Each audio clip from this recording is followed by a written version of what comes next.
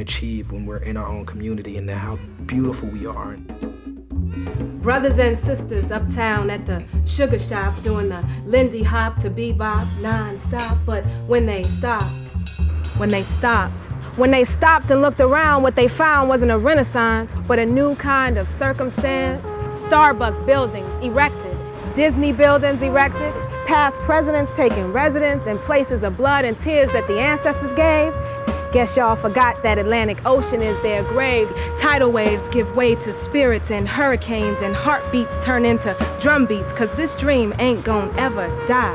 Wanna know why? It just be simple. We ain't gon' forget. Cause alive is Langston Hughes, and I too have known rivers. And weary am I, but I improvise on birds' blues, breaking all the rules. I refuse to be confined and defined, cause I am a poet. The new American dream, sticks and stones ain't gonna break my mule bone. I'm fierce and fearless. So this is a letter to you, Langston, and all the other ones that have gone before.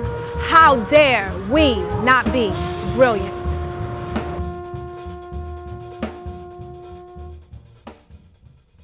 The father of our movement, without question. He just represents our beginning and our foundation. He's a pioneer. With Langston, he's just a colorful, bold individual. His material connects you to the fact that, you know, the more things change, the more they stay the same. I know this kid from uptown who got town, used to bling his way down the block. He flipped keys, trees, and exited his spot. Smashed nights in his spare time, he had the block locked down. The other day he took 90 G's, went straight to the dealer, got the drop top legs.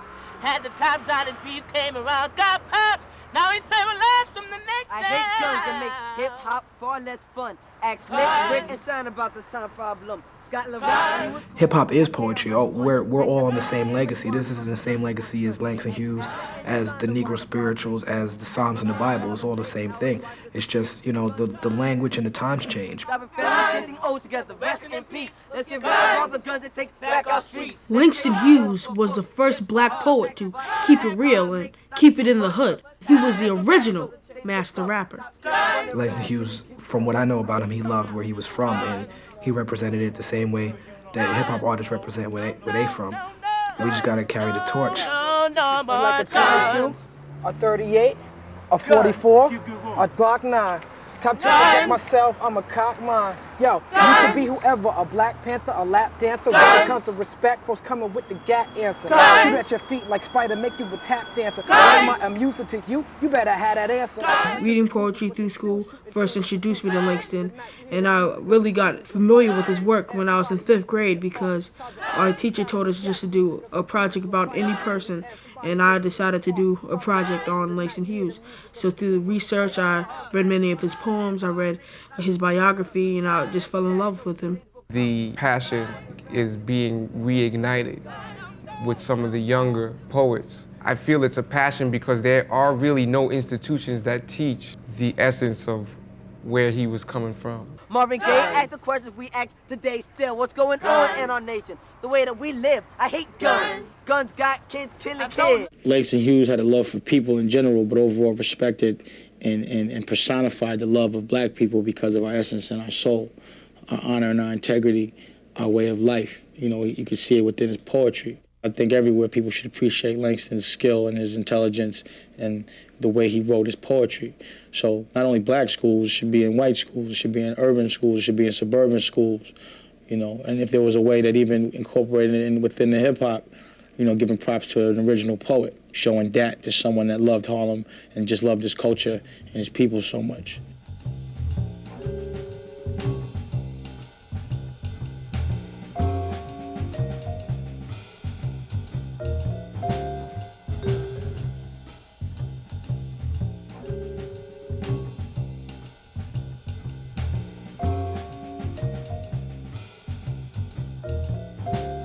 I have the privilege of being at the Schomburg Center. The original building, which had been the original branch library building, 135th Street branch, had in fact been closed and was just being used for storage.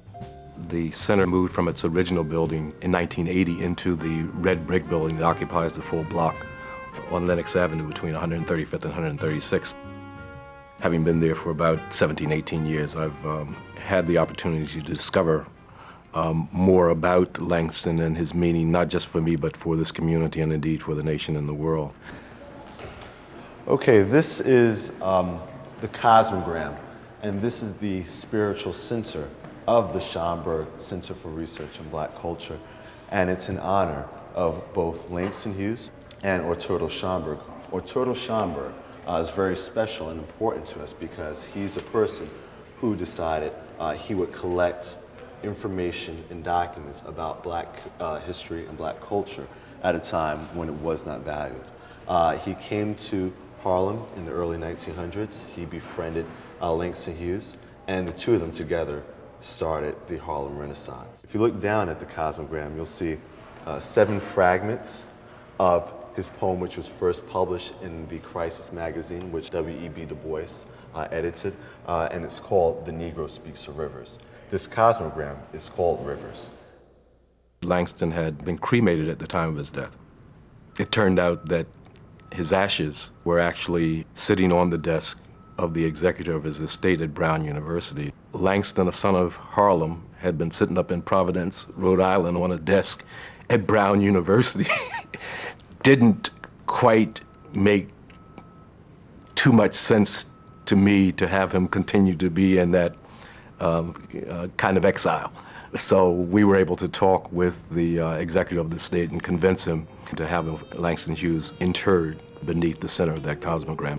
And if you look right in the center, you have the last line of the poem, which says, "My soul has grown deep like the rivers."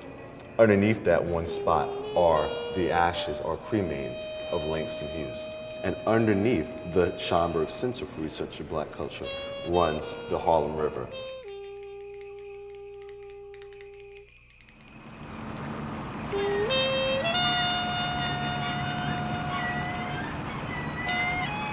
Langston Hughes began writing poetry in high school, and while on a train, crossing the Mississippi on his way to visit his father in Mexico when he was 17 years old, he wrote one of his greatest poems, "The Negro Speaks of Rivers." I've known rivers ancient as the world and older than the flow of human blood in human veins.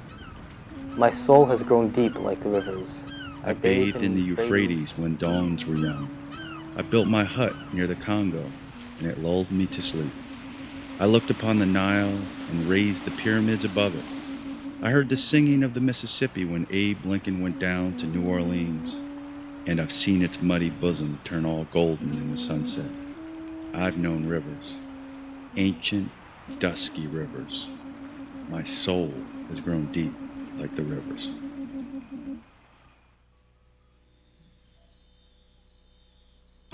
You've got to do a toast to being in Brother Langston's house, sitting in a room where he wrote. This is a toast to Brother Langston and his spirit that just comes. And as a consequence, we wanted to have a celebration, sit down with some poets, some of the younger poets. He made it real for me. Some of the older poets. He was like an ox for the people to ride. What do we have in common with this man named Langston? He loved black people. You're right, he loved black people. His father wanted to be an engineer. He was an engineer. He engineered some bad poetry, didn't he? When I was growing up in Harlem, I always had this sense that he cared about me as a black child. Yeah. And it was comforting. When I first came to New York, the first poem I ever published, I got a postcard in green ink. It was always wrote in green ink. It said, "Hail, Leroy from Harlem. I understand you colored." I mean, it's like from out of nowhere. Right. You know? So you can imagine what a little 20-some-year-old poet look and say, "What? Langston Hughes?" Right.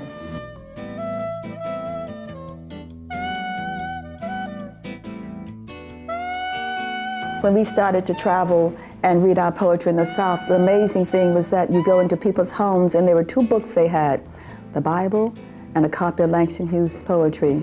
His poetry was deep, it was simple.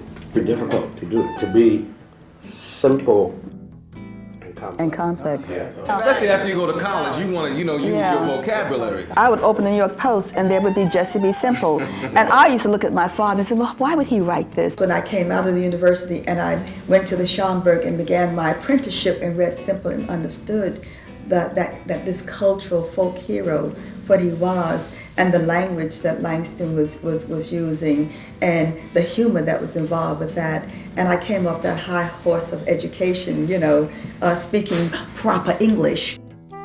I went to a place called Cuba in 1977. I did a speech, and people kind of responded nicely to it at this festival. And one of the officials said, "Professor Sanchez, what do you want?" And coming from New York, I said, "I'd like to meet Nicholas Guillen." 2 hours later, they came and gathered me up and took me. And he was in this room, much from this dining room all the way back to the front. He had a big, huge office, and his legs were bad at that time. And I came in, he said, "Ah, Sonia Sanchez, como Langston." And he grabbed me, and because his legs were weak, his arms were stronger, and he grabbed me so hard I couldn't breathe, and I thought, oh God, I'm in Cuba and I'm gonna die. I stopped struggling and leaned into his breath, and we breathed together. And that's what we want you to do and understand. That's what Langston did. You know what I'm saying? He was there for us to lean into his breath so we could breathe the kind of poetry he wanted us to write. And what we need you to write also at some of the younger poets. Where do we go after we die? Is it to hell to smell the devil's fish fry? Or is it to heaven to catch the Lord in a lie? Where do we go after we die? Is it to the grave where slaves wear platinum chains? Or is it to the ocean where bleached ghosts stake their claims? Where do we go after we die? Is it to the liquor store to spill dust for the others who ain't here? Or is it to the freezer to eat the meat that has disappeared? I was introduced to Langston Hughes back in the 1980s when I was in college at Rutgers University. Like a lot of black people who grew up in post-civil rights America and went to these wonderful integrated schools, I didn't learn anything about black people nor black writers. And so when I got to Rutgers and took a couple of black lit courses, it was one course I took on the Harlem Renaissance, and Langston was the writer out of all the writers that I read that really struck me, you know, because I felt like he was speaking the language of the people. I dug the fact that he called his first book The Weary Blues, because, you know, you're talking about the 80s when I was in school, and so hip hop was coming up on the scene. And so, you know, he basically was using the music of the time just the way a lot of rappers were using the music of my time. At a time when a lot of people were running from their blackness, he was running to it, and his writing was very therapeutic, and it empowered you, it made you feel proud to be black.